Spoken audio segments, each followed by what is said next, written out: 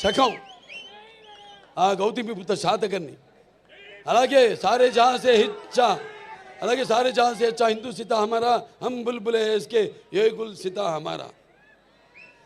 ఇక్కడ ఒక సర్వమత సౌభ్రాతృత్వానికి, రక్తానికి జాతి లేదు, మాంసానికి మతం లేదు, చర్మానికి కులం లేదు అని చెప్పడానికి ఒక నిదర్శనం, ఒక ఆదర్శం మన హిందూపురం. ఇక్కడ అందరూ ముస్లిం మైనారిటీలు అయితేనేమి, హిందువులు అయితేనేమి, క్రైస్తవులు అయితేనేమి, అందరూ కూడా ఒక కుటుంబ సభ్యులుగా అందరూ కూడా ఇక్కడ సమాజ స్థాపనం చేసి ఇక్కడ అందరూ ఒక మంచి చల్లటి చక్కటి ప్రశాంతమైన వాతావరణంలో మనంతా ఉంటున్నాం. అది మన హిందూపురం ఒక గొప్పతనం. ఇక సినిమాల జోలికి వస్తే, ఈ నా నట జీవితంలో ఎన్నో పాత్రలు చేశాను, మీకు చెప్పాను. దానికి ఎన్నోసార్లు చెప్పాను.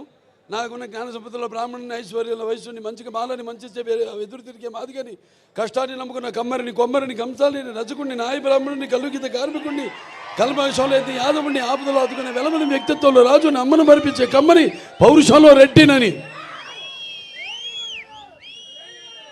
ఇలా ప్రతి సినిమాలో ఒక్కొక్క ఏ కథ నచ్చితే చాలు, అందులో హీరోది ఏ వర్గం, మన తెలుగు జాతిలో అది కాదు. చరిత్ర సృష్టించాలన్న నేనే, దాన్ని తిరిగి రాయాలన్న నేనే. అదే నా నినాదం, అదే నా సంతకం. ఎన్నో అద్భుతమైన సినిమాలు. అందరూ నేను చాలాసార్లు అన్నా, నా రెండో ఇన్నింగ్స్ ఇప్పుడు మొదలైందని.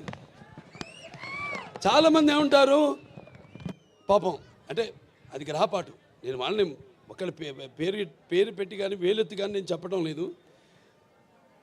అది గ్రహపాటు. వాళ్ళు ఉచ్చ స్థాయి నుంచి, హీరో నుంచి మళ్ళీ క్యారెక్టర్ ఆర్టిస్టులుగా మారడం అది ఇది జరుగుతుంది. 4 హిట్లు ఇచ్చాం. రామారావు గారు నంబర్ 1 హీరో ఉండగా తెలుగు ఇండస్ట్రీలో, అంటే నిజం చెప్పాలంటే ఆయన పారితోషికం చూసుకుంటే, ఆయన చేసిన సంవత్సరానికి ఎన్ని సినిమాలు ఆ పారితోషికం లెక్కేసుకుంటే ఎవడు సూపర్ హీరో ఎవడు లేడంత పారితోషికం తీసుకున్నవాడు. అన్ని సినిమాలకి ఒక్కొక్కటి ఇండివిజువల్గా పారితోషికం ఉండొచ్చు ఎక్కువగా. అటువంటి సమయంలో ఆయన చలనచిత్ర పరిశ్రమ నుంచి నిష్క్రమించి సమాజం ఏదేవాళ్ళు, ప్రజలు ఏదేవాళ్ళు, నేను అందులో ఒక అర్చకుణ్ణి అని తెలుగుదేశం పార్టీని స్థాపించారు. అలాగే ఇప్పుడు 4 హిట్లు ఇచ్చిన తర్వాత నా రెండో ఇన్నింగ్స్ మొదలవుతుందని చెప్తున్నా. అది నేను చెప్పొచ్చేది. ఇప్పుడు చూపిస్తా ఇక్కడి నుంచి.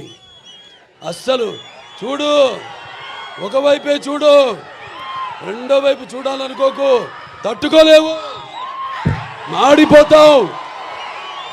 ఇప్పుడు చూస్తారు, ఇక్కడి నుంచి చూపిస్తా. అసలు చలనచిత్ర పరిశ్రమ